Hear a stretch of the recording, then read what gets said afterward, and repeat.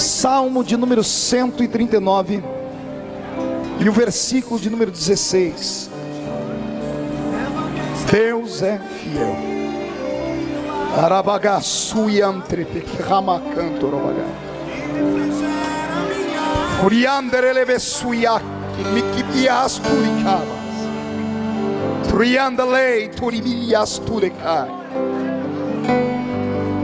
A igreja inclina a cabeça por um momento.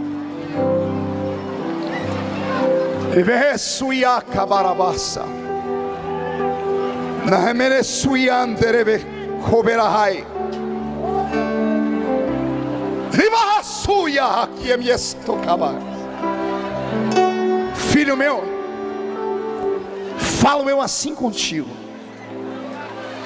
Sabe as dores que tu sentes aqui onde meu servo toca com a mão? As pontadas agudas que um dia desse te fez tirar os óculos. Você apertou os olhos e disse: preciso trocar as lentes, os meus olhos estão doendo. O problema não estava nas lentes, o problema está aqui. Há uma veia entupida, pronta para explodir em uma aneurisma. A morte se aproximou. Dias depois de hoje, você seria ceifado. Mas quando meu servo colocou os pés nessa tribuna, o teu espírito falou com o meu: fala comigo, Senhor, para que eu saiba que é o Senhor quem me chamou. Por causa da tua sensibilidade eu te digo: eu curo esta enfermidade, eu desobstruo as veias que estão entupidas, eu te dou saúde. E agora glorifica o meu nome, porque tu verás a minha glória ser manifesta nesses dias. Porque a obra que tenho na sua vida é muito grande. Agora glorifica o meu nome e diga que eu, Senhor, te escolhi. Assim diz o teu Deus.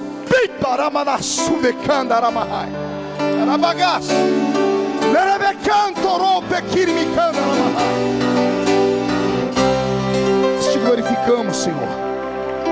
Nós te exaltamos, ó Deus. Salmo 139 e o versículo de número 16. Os teus olhos me viram ainda informe. No teu livro foram escritos todos os meus dias. Cada um deles foi escrito e determinado, quando nenhum deles ainda existia. Eu vou repetir esta leitura. Os teus olhos me viram a substância ainda informe, e no teu livro foram escritos todos os meus dias, cada um deles escrito e determinado, quando nenhum deles ainda existia. E a igreja, que é a noiva do Cordeiro, dá um grito de glória para acordar a cidade toda.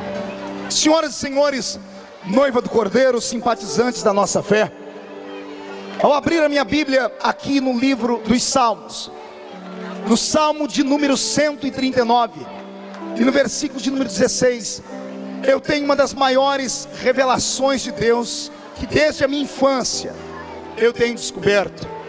Eu leio a Bíblia Sagrada desde que eu tinha os 9 anos de idade. Aos 9 anos de idade eu já era coroinha em uma igreja romana, e eu me fiz entregar a Deus desde a minha tenra infância. Depois disso li a Bíblia por mais de 18 vezes, de capa a capa, e muitos livros acerca dela. E mesmo hoje, sendo reitor de uma faculdade evangélica que tem 9.000 alunos esparramados pelo mundo, ainda me surpreendo quando leio este livro. Este versículo me foi revelado há alguns dias, enquanto eu passava por um vale de sombra e vale de morte. Nessa noite, o que Deus me mandou falar aqui é que vai haver muitos batismos, mas não batismo com o Espírito Santo. Possa ser que alguém seja, mas muitos serão batizados com batismo de quebrantamento. O Senhor disse: hoje eu vou curar a alma do meu povo. Eu vou arrancar o complexo de inferioridade que está sobre o meu povo. Eu vou tirar deles todos os dedos que os acusam. Vou tirar eles aqui de baixo e vou colocar eles aqui em cima. Isso é, se eles crerem na palavra e empolgarem o pregador dando bastante gritos de glória a Deus, porque Ele é grande. O salmo que eu li não é um salmo comum, não é um salmo em forma de uma música apenas. É o desabafo e a revelação de um homem chamado Davi. Qual é o nome dele? Olhe quem está do seu lado e pergunte: conhece Davi? Já ouviu as histórias dele? Preste atenção em mim. Davi é um desses homens que nasce de 1000 em 1000 anos. É um desses seres humanos dotados de um talento indescritível. É um desses homens que Deus escolhe a dedo, não quando está grande, mas no ventre da mãe. E Deus os escolhe porque eles têm algo diferente.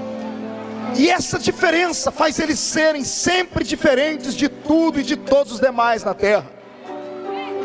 Quando eu olho para a história de Davi com os olhos que Deus me deu há pouco tempo, eu passei dias inteiros chorando, porque eu descobri que o grande rei Davi, o homem segundo o coração de Deus, um homem a quem Deus disse: esse aí nasceu segundo a minha vontade, eu sou apaixonado por ele, eu compro brigas pelo meu servo. Davi estava velho, segundo o Salmo de número 18, isso também está escrito lá pelos livros de Samuel, quando ele saiu a peleja na guerra, e um dos soldados, dos filhos dos gigantes, derrubou Davi de cima do cavalo, e com uma lança que pesava 4,5 kg, ia cravar o corpo de Davi no chão. E a Bíblia diz que Davi olhou para o céu e disse: e eu clamei das profundezas do inferno ao meu Deus, e o Senhor sentou nas asas de um querubim e voou das asas do vento, e tirou a minha alma do inferno. Mas quem lê a história de Davi sabe que não foi isso que aconteceu direito.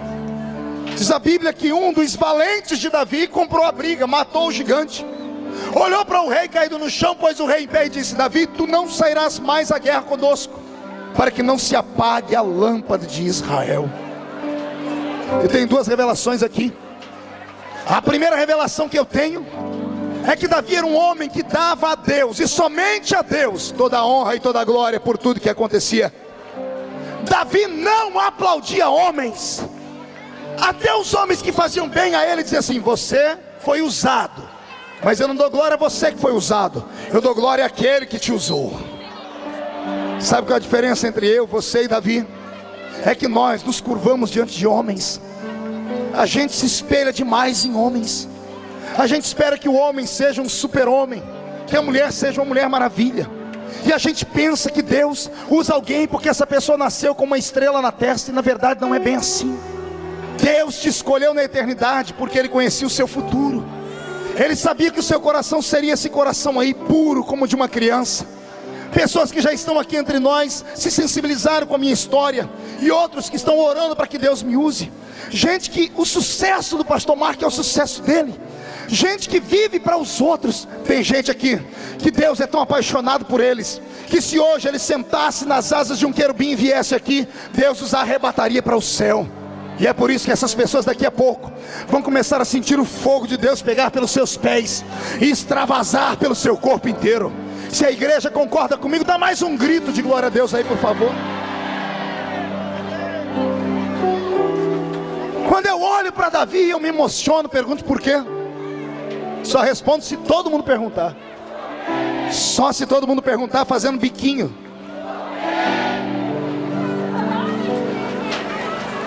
Porque ele não era perfeito. O homem segundo o coração de Deus não era perfeito. O homem segundo o coração de Deus não era santo. O homem segundo o coração de Deus não era puro. O homem segundo o coração de Deus não era perfeito. E o senhor se emociona por quê, pastor? Porque se ele era daquele jeito e Deus o exaltou tanto, é possível que Deus pegue você também hoje e te coloque no lugar onde Ele colocou Davi. Pastor, mas é impossível. A minha mãe e meu pai não acreditaram em mim, a sociedade não acredita em mim, na minha igreja ninguém me vê, na rua onde eu moro não sabem nem o meu nome. Ei, eu estou falando de Deus, eu estou falando de homens. Homens podem rir de você, homens podem vender você, homens podem caluniar você, homens podem julgar porque você é um analfabeto, porque você mora numa tapera velha. Homens podem fazer o que quiser, mas quem te escolhe não é homem. Quem te chamou nessa noite foi o Criador dos céus e da terra. E quando Deus escolhe alguém, pode se levantar o inferno inteiro contra ele, pode se levantar o rei mais poderoso da época. A pessoa se levanta para cair e ninguém toca no ungido de Deus. Ah, você não entendeu? Ninguém toca no ungido de Deus. Grite comigo: ninguém toca no ungido de Deus. Tem gente pensando que esses ungidos somos só nós aqui, somos privilegiados. Não, senhoras e senhores, a palavra ungido significa separado. A palavra ungido significa escolhido. Quem aqui foi separado por Deus? Deixa-me ver. Quem aqui foi escolhido por Deus? Deixa-me ver. Então traz essa mão que você levantou para cima no peito e bate até fazer barulho. Murcha esse barrigão, estufa o peito para fora. Olhe para quem está do seu lado e diz assim: o pastor falou de mim, viu? Diga: se você não acredita em mim, Deus acreditou em mim. Eu também sou ungido do Senhor. Só quem é ungido do Senhor tira o pé do chão para adorar.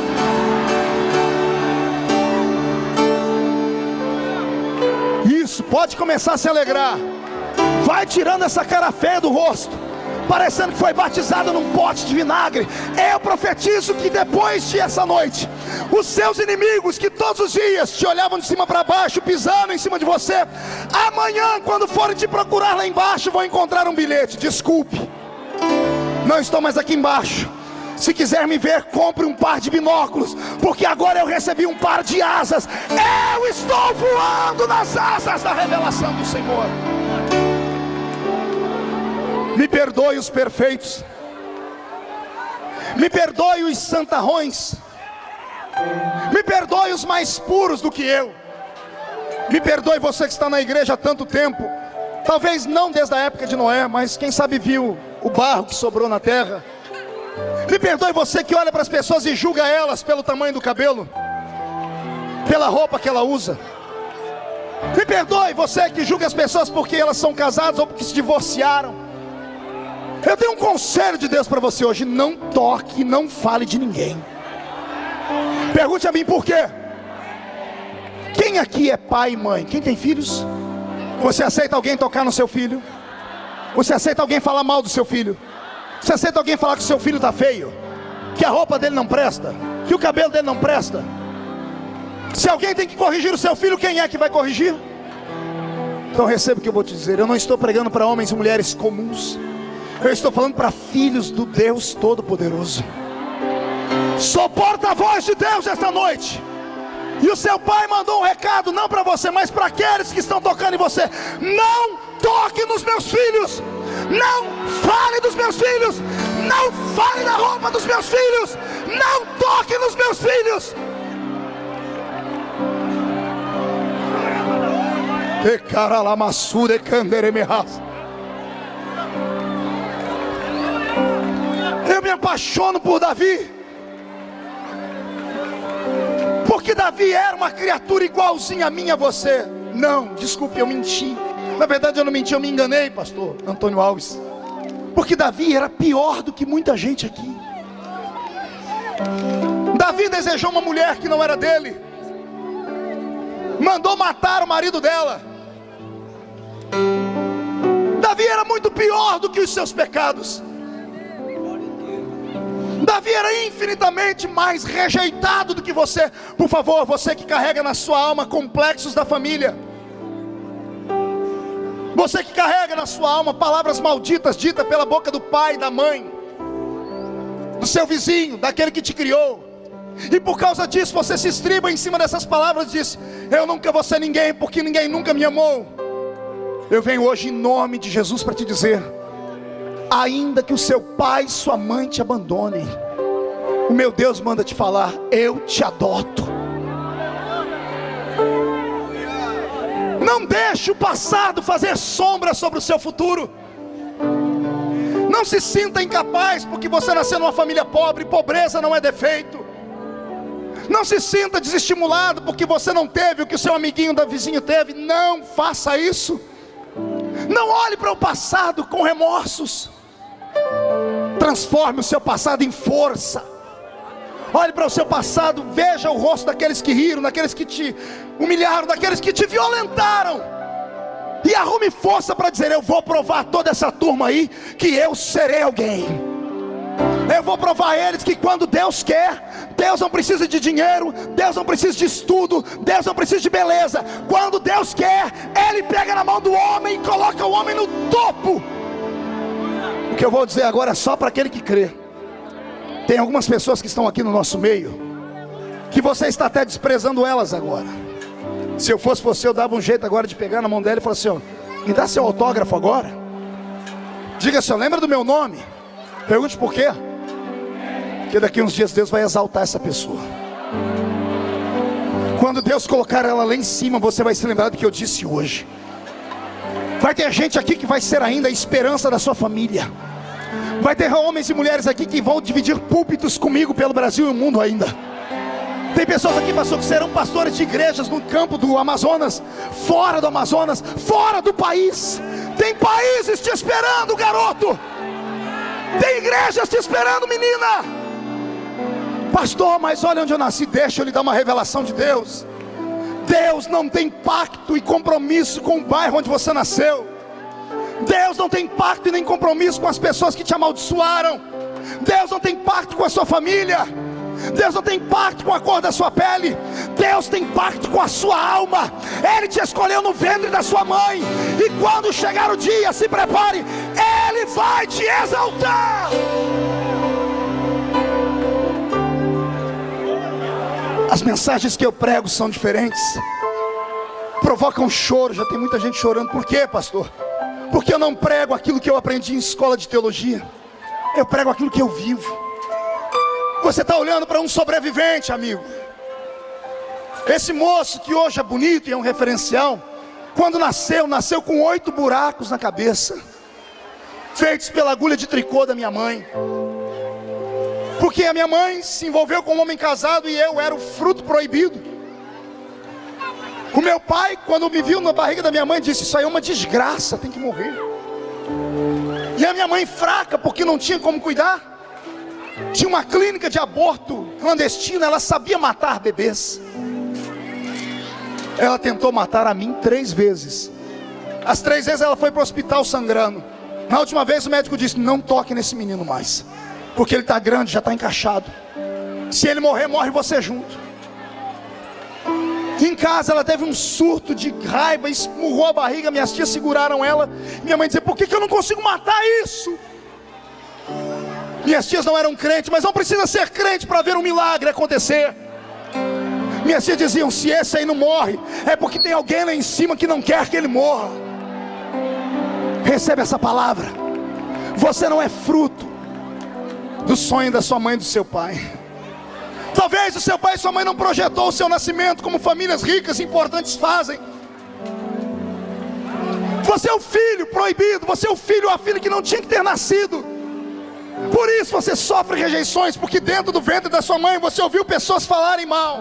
Você ouviu a sua mãe te desdenhar, e isso passou para o seu organismo. Está dentro do seu inconsciente. Eu venho hoje em nome de Jesus te dar uma palavra. Você tinha que ter nascido naquele dia. E como seu pai e sua mãe não quiseram, Deus arrumou um jeito de plantar você na terra. Não me importa que você nasceu de um estupro. Não me interessa que você nasceu de um namoro irresponsável. Não me importa que é o fruto. Não interessa. O que interessa é que nessa vida tudo que acontece, ou acontece amando de Deus, ou acontece com a permissão de Deus. Ou Deus mandou, ou Ele permitiu. Ou seja, você é o sonho de Deus. Eu vou repetir de novo para ver se isso te empolga. Você é o sonho de Deus nessa terra.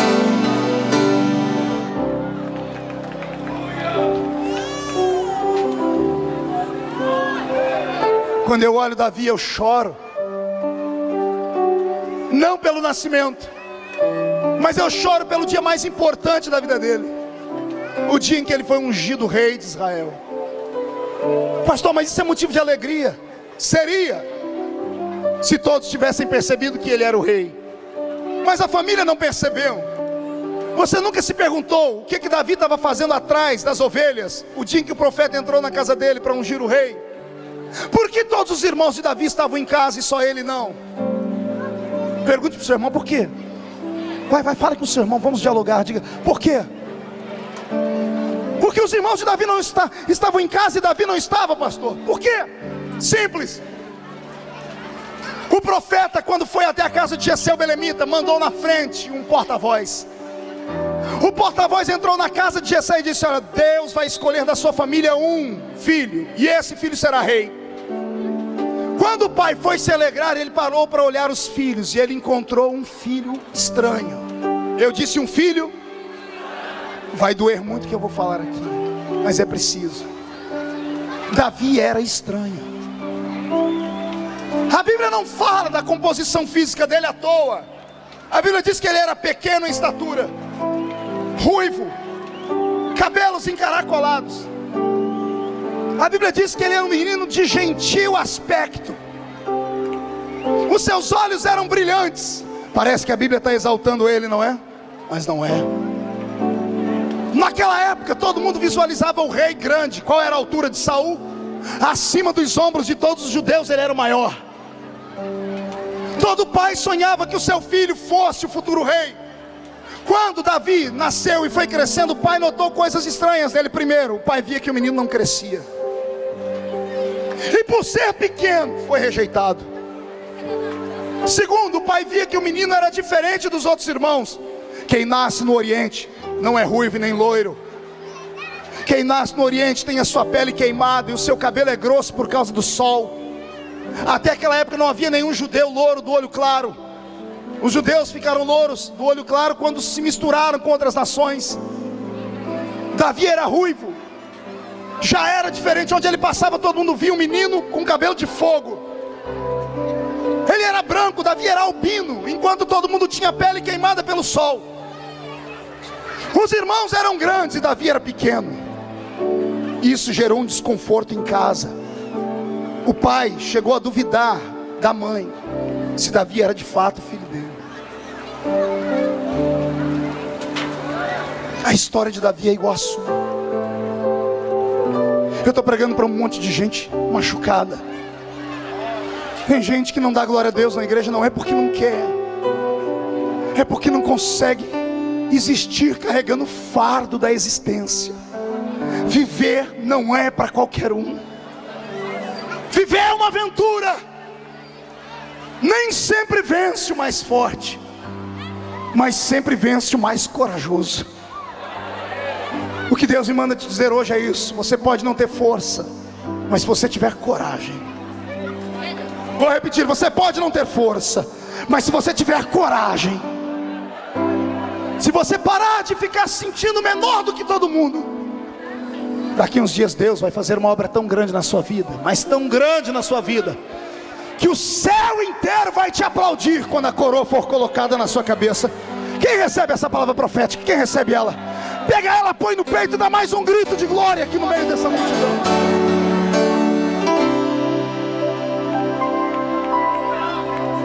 Davi tinha um problema com o pai. Pergunte qual? Ele não era o que o pai sonhou. Quantos filhos nós temos aqui que não são aquilo que o pai e a mãe sonhou para eles serem? Quanta gente pequena que não consegue se desenvolver na vida profissional, não consegue viver bem com uma outra pessoa porque carrega sintomas de traumas herdados dentro de casa. Eu sei o que é ser rejeitado. Eu me lembro que quando tinha os meus 10 anos de idade, eu vi o meu pai na rua da cidade. Eu soltei a mão da minha mãe e saí correndo. Quando eu comecei a gritar pai, pai, todo mundo olhou. Meu pai fugiu de mim.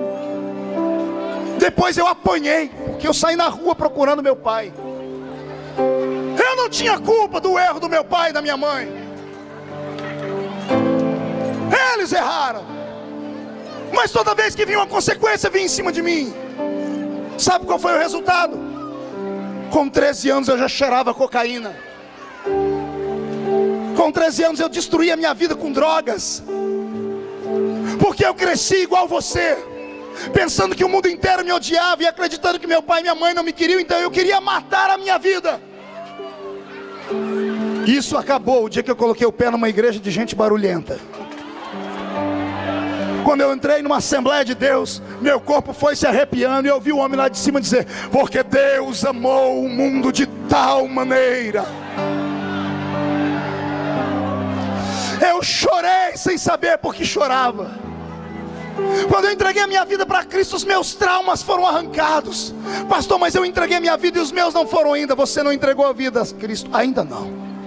Você tem ido à igreja, você é um bom crente, você se vestiu de crente, mas você ainda não deixou Jesus entrar na sua vida como Ele quer. Porque se Ele tivesse entrado na sua vida como Ele quer, você não estaria me olhando com essa cara feia, parecendo que foi batizado num pote de vinagre. Você estaria com um sorriso de orelha a orelha. Não, pastor, mas é só minha cara que é feia, por dentro eu estou muito feliz. Mentiroso. A Bíblia diz que o coração alegre por dentro aformoseia o rosto por fora. Olha a cara desse irmão que está do seu lado, encara ele. Vê se ele tem cara de quem está liberto. Vê se ele tem cara de quem tem o nome escrito no livro da vida. Se ele tivesse cara de quem tem o nome escrito no livro da vida, ele não estava quieto nesse momento. Ele estava gritando e trazendo a Shekinah aqui para baixo. Reage, cristão. Ah, pastor, não estou me sentindo muito bem. Vai para casa. Deve dar tempo ainda de assistir um pedacinho da novela Favorita. Se ficar comigo, eu vou te mostrar quem é favorito aqui. Favorito é você. Deus escolheu você. Você é o sonho de Deus nessa terra.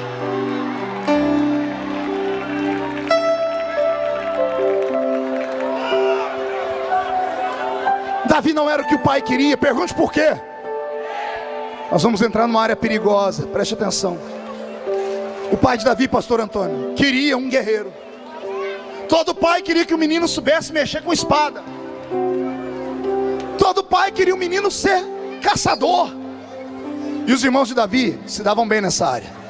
Saíam todo mundo e iam numa árvore. Cada um pegava um pedaço de pau, pegava uma adaga, uma faca, fazia uma ponta e brincavam de caçador.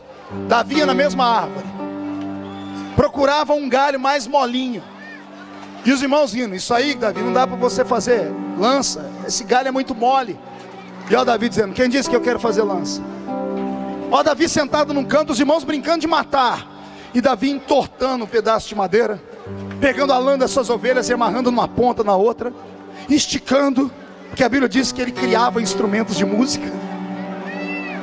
E o povo dizia: o que é isso aí, Davi? Isso aqui é a inspiração que Deus me deu. Os irmãos brigavam, ele pegava a harpinha e começava: o Senhor é meu pastor e nada me faltará. Eu me emociono.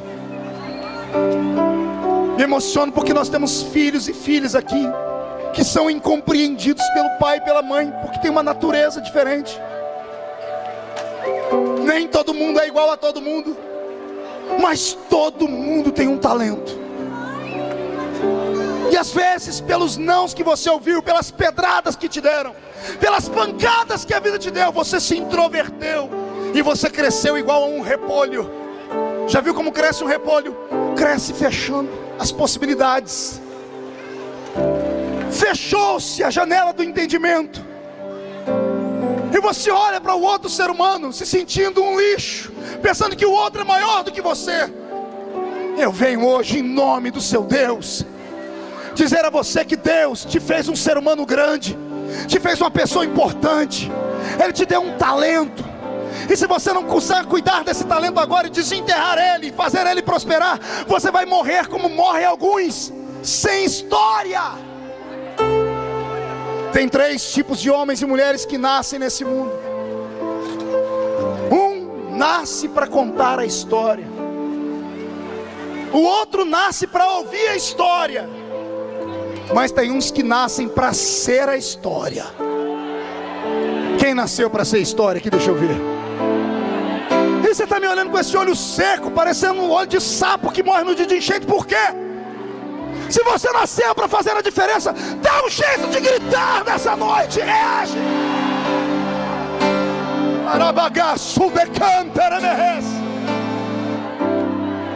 Eu estou vendo meu Deus voando e vindo sobre essa cidade.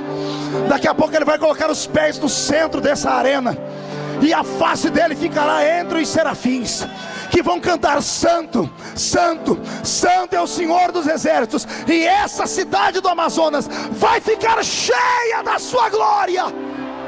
Só por causa de você. Reage em nome de Jesus. Mostre à sua família, mostre ao seu inimigo, mostre aos seus amigos que você não é lixo.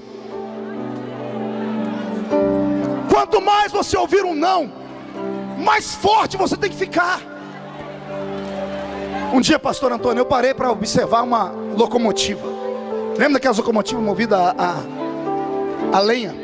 Como é que é o nome daquele negócio? A vapor. Eu entrei dentro do motor de uma para ver como é que funcionava. Eu fiquei espantado. Aquela locomotiva pesando centenas de milhares de toneladas é movida a vapor. E vapor é água em ebulição. Há um tambor dentro do tanque dela com água. Ele é lacrado por inteiro, só tem um buraquinho por cima. O fogo aquece a água por aqui, um cano joga água lá dentro. Por onde sai a pressão é um buraquinho tão pequeno, mas a pressão da água sai com tanta força que quando ela bate nas engrenagens, ela põe a locomotiva inteira para andar. Eu perguntei a um homem: o que faz essa locomotiva andar? Ele disse: a pressão. Ele me disse: a pressão gera a força. Escreve isso no seu coração. Quanto mais pressão você sofrer na vida, mais força você vai criar. Isso é, se você não ficar desse jeito aí, ó, com esse ombro caído, com esse barrigão estampado, com essa cara de jeca. Isso, se você não ficar com essa boca travada, essa boca de aço, essa língua de ferro, esse queixo de concreto. Pastor, me arrume uns 10 seguranças. Eu vou arrumar confusão com esse povo hoje. Eu quero que Satanás entenda que você hoje vai sair daqui sabendo quem você é. Você vai sair daqui hoje para agarrar o diabo pelo chifre, para esfregar a cara dele no chão, porque esse ano é um ano de mudança na sua história.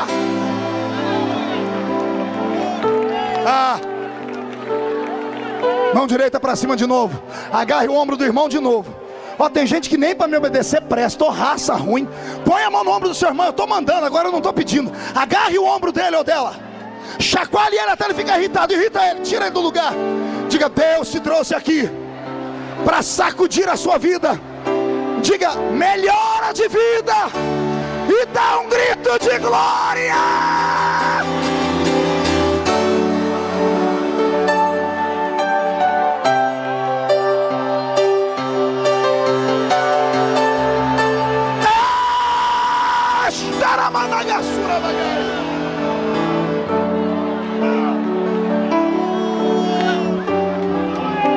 Os irmãos de Davi, os pais de Davi,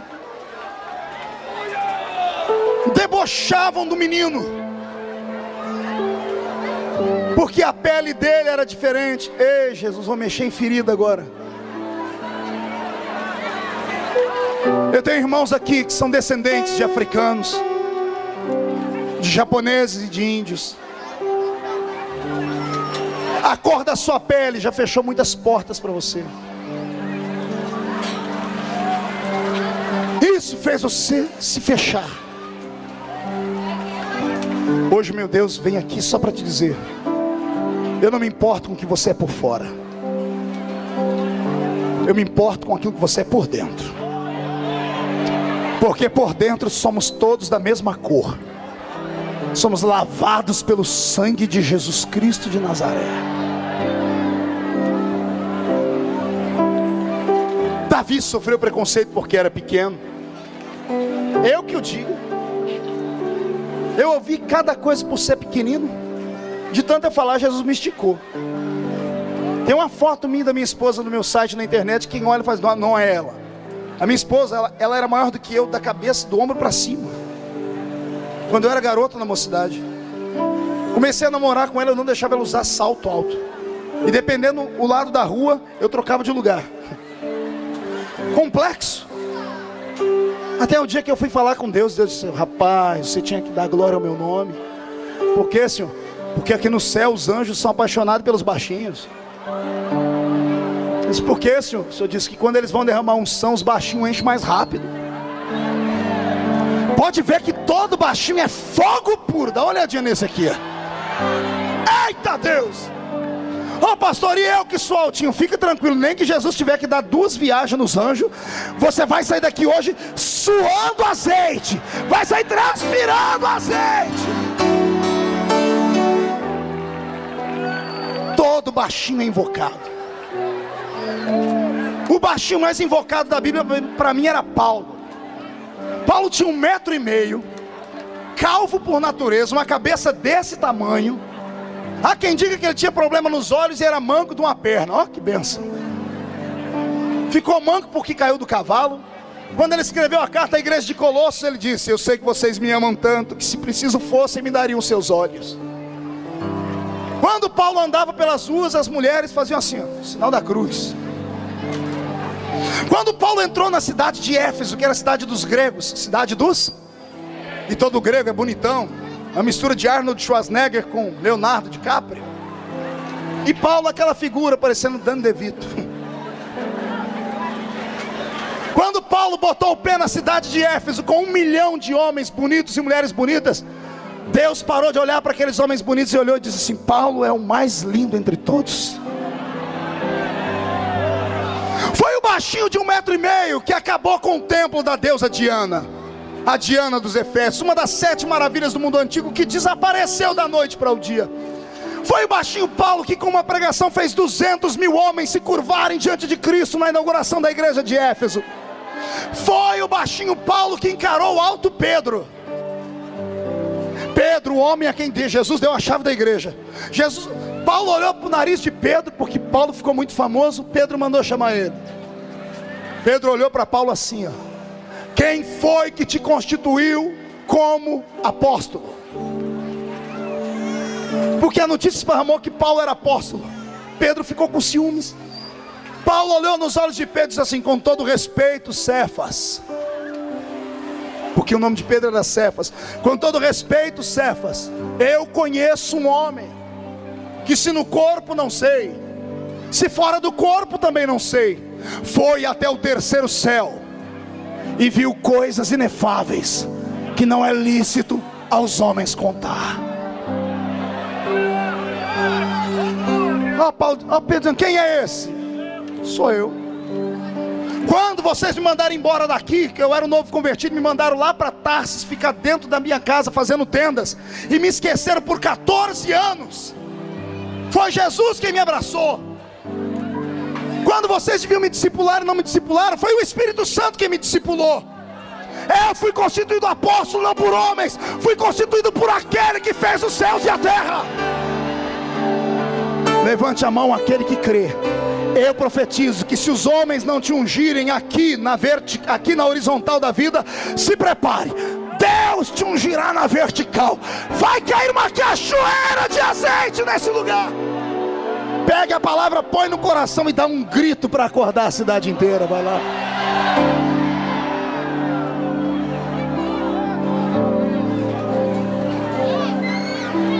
Enquanto os irmãos de Davi usavam espada, Davi cantava.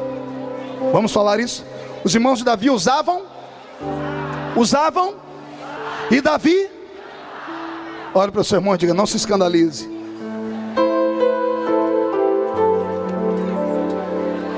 Nessa nossa geração, pastor, pelo menos nos últimos 15 anos, cresceu a pregação sobre batalha espiritual, e eu acho importante isso. Durante os últimos 15 anos a igreja gerou guerreiros, gente capaz de entrar num terreiro de macumba e fechar ele, crentes que são caça-demônios. Ouviu falar que está endemoniado, ele vai lá com as 2 mãos e expulsa. Temos homens e mulheres que guerreiam pela placa da igreja. Tem gente que pela placa da igreja mata. São guerreiros, são importantes, mas Deus está olhando pela janela do céu procurando um poeta. Deus está procurando alguém que não saiba só usar a espada, mas que saiba usar a força da adoração. Eu vou repetir. Deus está procurando poetas. Pergunte para mim, qual é a característica de um poeta, pastor? Ele é sensível. Deus está procurando homens e mulheres sensíveis, sensíveis à voz do Espírito. Homens e mulheres que sabem que a diferença de um culto bom para um culto ruim não está no grito, no barulho ou no silêncio. Homens e mulheres que saibam que Deus é o Deus que sopra o vento do Pentecoste como um tufão, ou entra na caverna de Elias com uma brisa suave. Isso não diminui a presença dele. Deus está procurando homens e mulheres que estão ouvindo o que eu estou falando aqui, sabem que está tendo uma batalha aqui no céu. Demônios e anjos estão travando uma guerra, porque tem homens e mulheres aqui que iriam terminar os seus dias sem nada na vida, e depois dessa mensagem vão terminar os seus dias como homens e mulheres reconhecidos pela vida. Você crê no que eu estou falando? Quando eu vejo Davi, eu imagino o diálogo da mãe e do pai. Temos que tirar Davi de casa. Por que, meu marido? Porque o profeta vai entrar pela porta. Quando ele vê dos nossos filhos esse menino pequeno, com essa cor vermelha, com essa harpa que ele não solta para nada, o profeta vai pensar que tem alguém em pecado aqui, porque tudo que era estranho era pecado. E o que a gente faz com ele? A gente esconde ele. Como? Já tenho uma ideia. Os ricos fazendeiros daquela época tinham 2 apriscos. Um aprisco de ovelha perfeita ficava na frente da casa grande. Um aprisco de ovelhas defeituosas ficava atrás da casa grande, numa ribanceira. Esse aprisco tinha um nome, pergunte qual? Aprisco das ovelhas malhadas. Qual era o nome das ovelhas? Grite.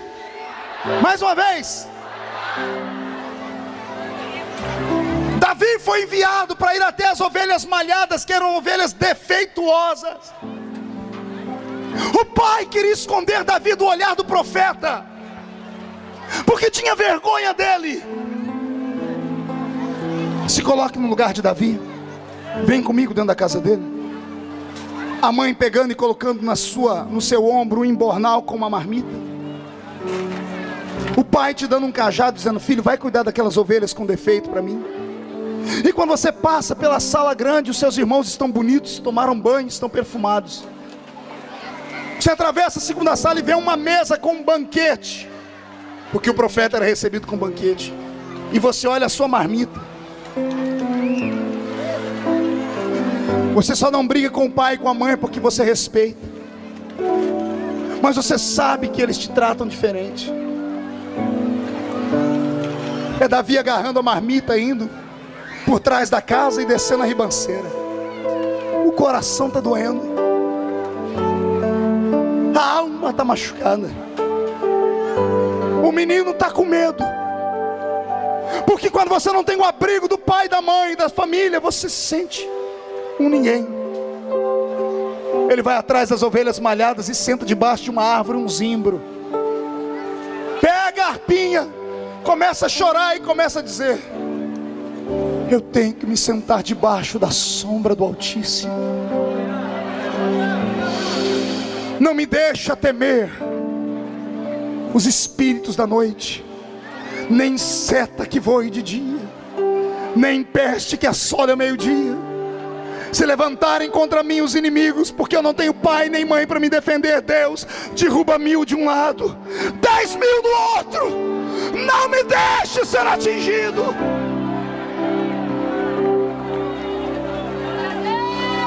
Deus está mandando a sua emoção para o meu coração. Eu estou chorando, porque tem gente aqui dentro que a única coisa que tem na vida é a fé. Incline a cabeça por um momento. Eu vou te dar liberdade para você chorar.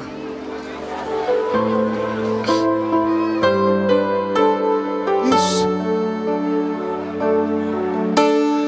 Deus mexeu na ferida. É por isso que você, moça, não se sente ninguém. É por isso que, garoto, você não consegue olhar para o amanhã. É por isso que a sua família não cresce. É por isso que profissionalmente falando, você é uma pessoa frustrada. Tu não era o filho querido, tu não era o melhor. Te isolaram das coisas, te colocaram atrás das ovelhas rejeitadas, te esconderam do profeta, das oportunidades, do estudo, te tiraram da herança.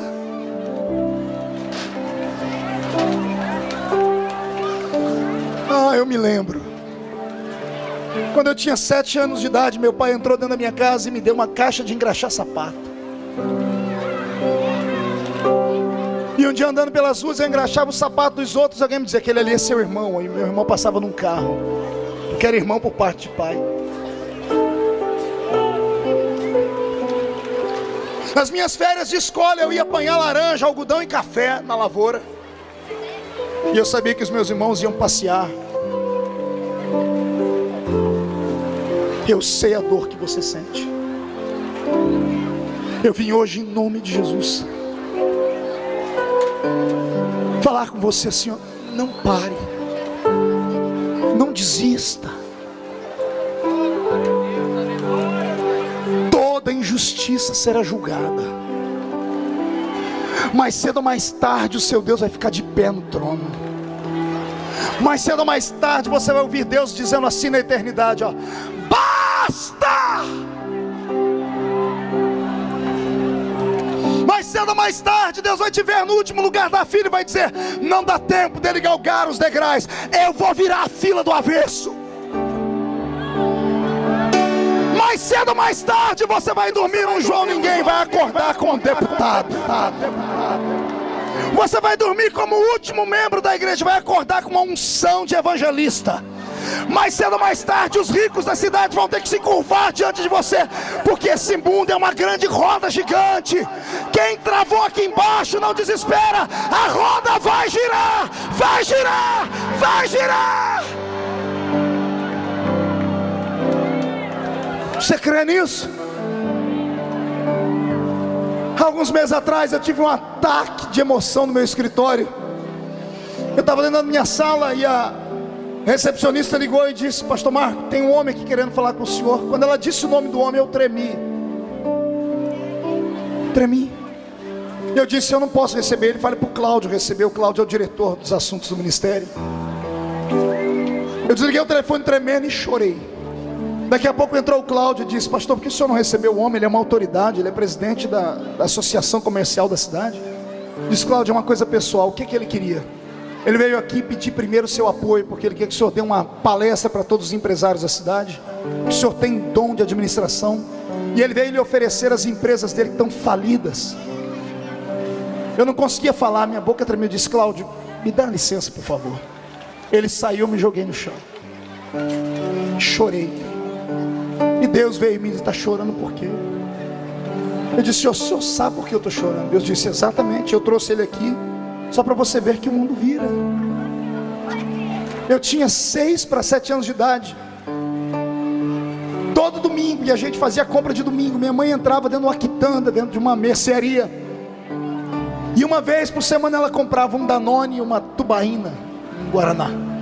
Era a única coisa que ela conseguia comprar para mim, mas era a minha alegria. A gente morava em 12 pessoas dentro de 2 cômodos. Naquele dia eu acordava minha mãe de domingo, era eu que acordava, dizia: mamãe, vamos lá comprar meu Danone. E eu me lembro que nesse dia eu acordei minha mãe, ela não estava muito bem, mas ela levantou, foi comigo, mas ela foi triste.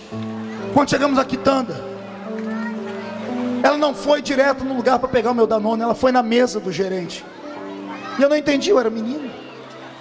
E eu me lembro da minha mãe falando com ele: moço, eu compro aqui toda semana. Essa semana choveu demais, ninguém foi para a roça trabalhar, nós não recebemos. Meu filhinho, toda semana eu compro um Danoninho, uma Guaraná para ele. O senhor pode vender fiado para mim? Semana que vem eu pago. Aquele homem, eu acho que ele estava bravo, tinha feito alguma coisa, ele levantou gritando com a minha mãe, chamou minha mãe de vagabunda, chamou minha mãe de pedinte de esmola. Minha mãe começou a chorar, saiu me arrastando e dizia: mãe, e o Danone? Minha mãe não sabia o que falar, me arrastou para casa. Eu chorei, depois eu entendi. Quando eu entendi, aí eu chorei mais ainda. Os anos passaram. Eu estou lá no meu escritório esses dias e quem chega é um homem, hoje gerente do comércio da cidade. Foi ele que foi me procurar. Quem bate esquece, quem apanha não. As empresas dele falindo, hoje ele foi pedir minha ajuda para ajudar. Foi pedir ajuda para que eu possa dar um caminho novo à sociedade, porque o comércio estava destruído. Deus veio no meu ouvido e disse: eu sou Deus que faço justiça. Os seus inimigos estão proibidos de morrer. Eu libero esta palavra. Os seus inimigos estão proibidos de morrer. Eles vão ter que viver o suficiente para ver Deus te colocar de pé e te exaltar. Recebe esta palavra. Recebe, traz no peito, dá um grito de glória. A vida vai mudar.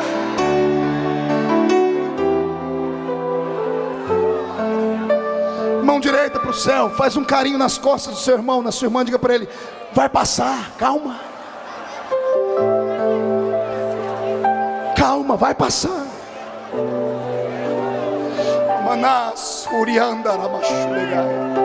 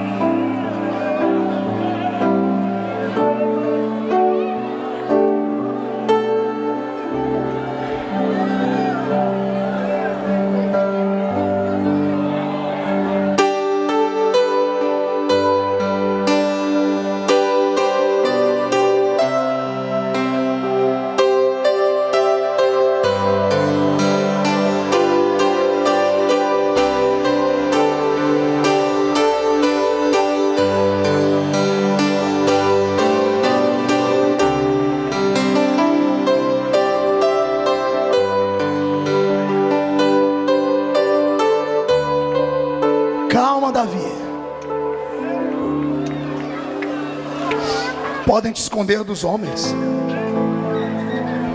podem te esconder das oportunidades da vida, mas não podem te esconder de Deus. Não podem te esconder da bênção. Qualquer dia desse, Deus vai entrar pela porta da sua casa, vai dar um sorriso, vai dizer: chegou o dia, filho, vamos lá, vou te exaltar. Ei, José, calma, José. Ser condenado injustamente no palácio de Faraó não é fácil, José.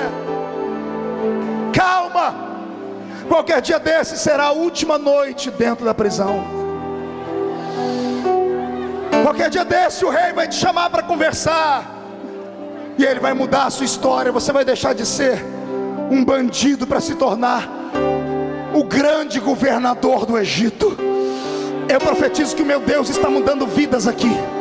O Senhor está mudando histórias aqui. O Senhor está mudando famílias inteiras aqui. Você não tem noção do que está acontecendo no reino espiritual. Satanás está atormentado. Há uma unção de Deus que está mudando pessoas aqui. Há uma unção de metamorfose nesse ambiente. Alguns acordaram como uma lagarta, vão terminar essa noite como uma borboleta bonita. Eu profetizo uma viravolta na sua história. Comece a adorar.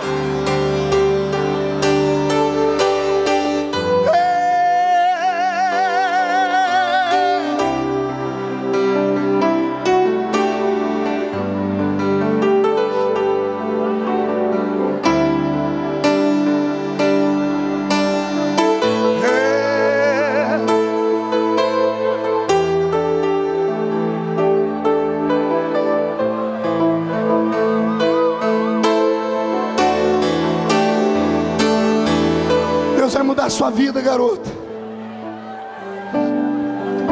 Você que é um órfão de pai e mãe, Deus vai mudar a sua vida. Não destrua sua vida nas drogas. Não se revolte com o pai e a mãe. Eu vou te dar o caminho da vitória agora. Não é fácil. O caminho da virtude e da vitória está em uma única palavra.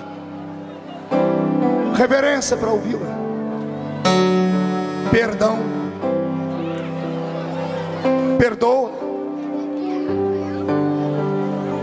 Perdoa.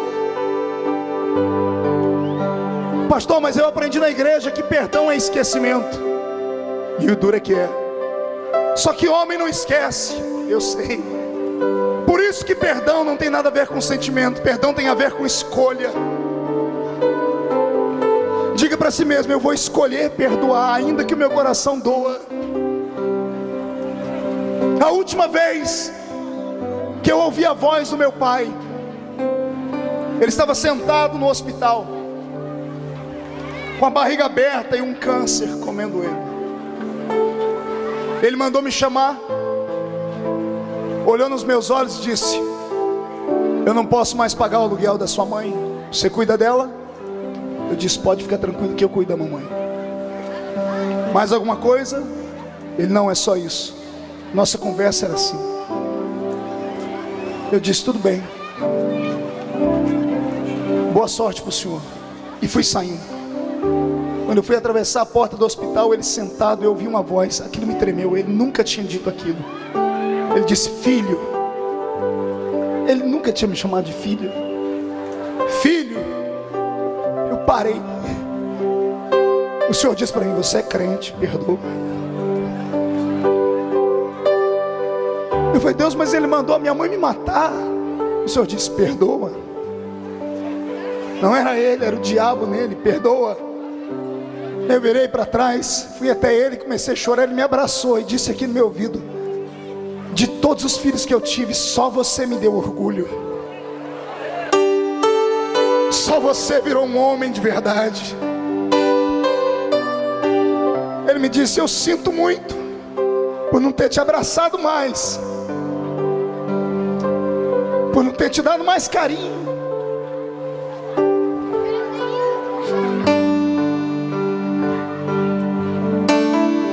Me despedi dele. 30 dias depois eu cheguei no hospital, ele estava em coma. 4 dias em coma. O médico olhou para mim e disse: é daí para a morte. O olho dele aberto, esbugalhado, ia de um lado para o outro. E o doutor dizia: ele não enxerga nada. Ele estava travado.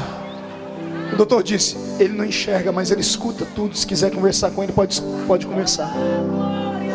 O médico foi saindo dizendo assim: rapaz, ele está com essa cara feia porque ele está morrendo, ele não quer ir. Uma carranca, meu pai com uma carranca. Eu sentado na cadeira olhando para o meu pai, dizendo: Deus, como a vida é curta. De repente a morte entrou dentro do quarto. A morte é um espírito.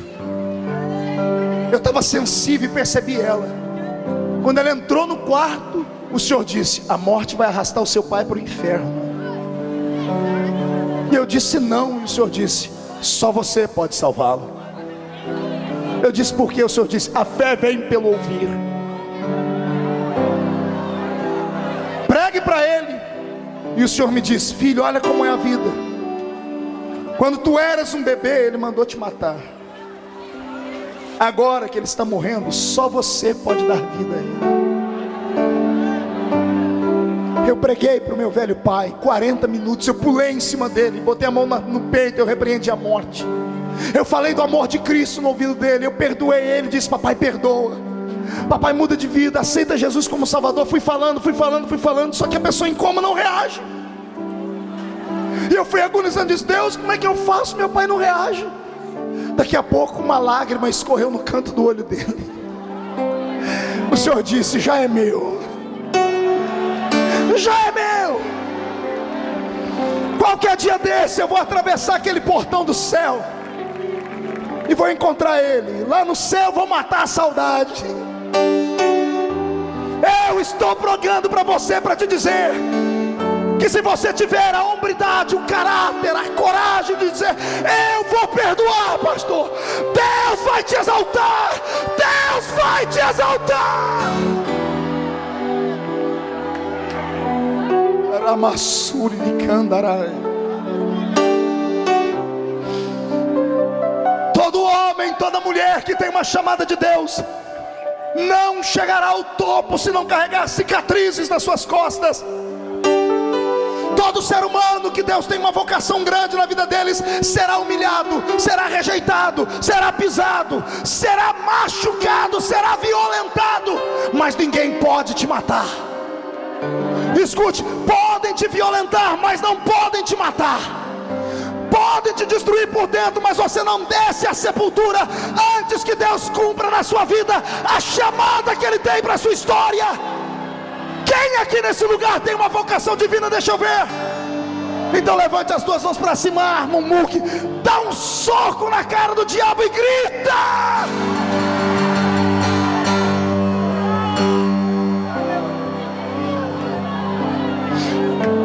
O conjunto está aqui ou só está você? O conjunto foi embora. Guitarrista, contrabaixista, tem alguém aí ainda? Baterista? Tem? Tem um conjunto. Vocês conhecem aquela música Marca da Promessa? Vocês tocam ela? Comece a preparar ela para mim. Mas não para de tocar nem um minuto. Pegue na mão da pessoa que está do seu lado.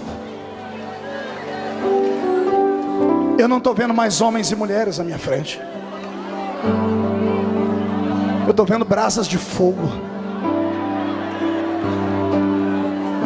Eu estou vendo gente que vai sair daqui hoje. Vai ter gente que não vai dormir de noite, pastor. Eles vão sentar com a família ao redor da mesa e vão reconstruir a história deles. O pai vai sentar com o filho, vai pedir perdão hoje. A filha vai pedir perdão à mãe. Vai haver uma comoção de glória na sua casa. Deus nesta noite vai descer sobre o seu lar. Seu pai, sua mãe, você vão pegar um papel, uma caneta, você vai escrever os seus sonhos de volta. Vocês vão dobrar o joelho junto com a família ao redor da mesa em casa. E escreva o que vai acontecer. Escrevam o que vai acontecer. Deus vai virar a sua história do avesso. Deus vai revirar a sua história. Deus está descendo nas asas de um querubim. E Ele está dizendo: estou indo na força do vento para te salvar. Depois desta noite o céu será o seu limite. Pegue no braço da pessoa que está do seu lado. Solte a mão, traz o irmão para perto. Diga: Deus vai devolver tudo que foi roubado na sua vida.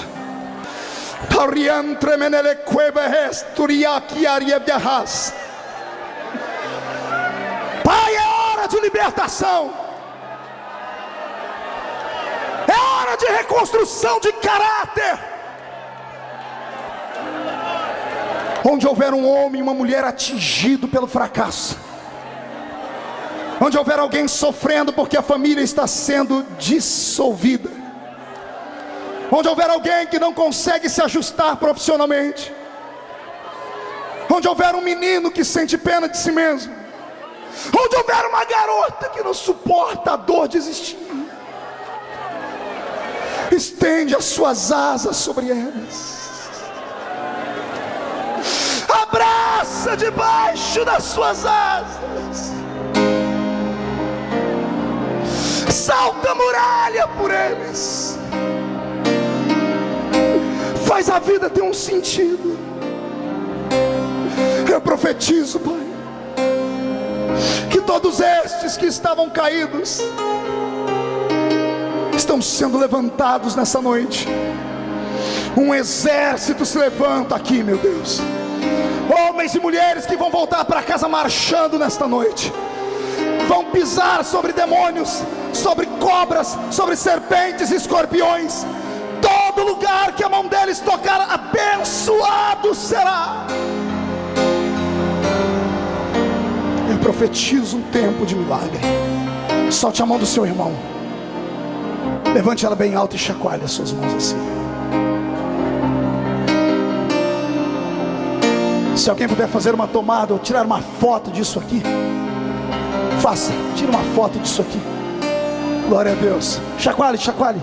Isso, eu quero colocar essa foto no meu site. Pena que meu pessoal não está aí olhando. Chacoalhou suas mãos. Pai, coloque na palma dessas mãos uma brasa de fogo tirada do seu altar. Onde essas mãos tocarem, haverá batismo com o Espírito Santo, cura divina, libertação.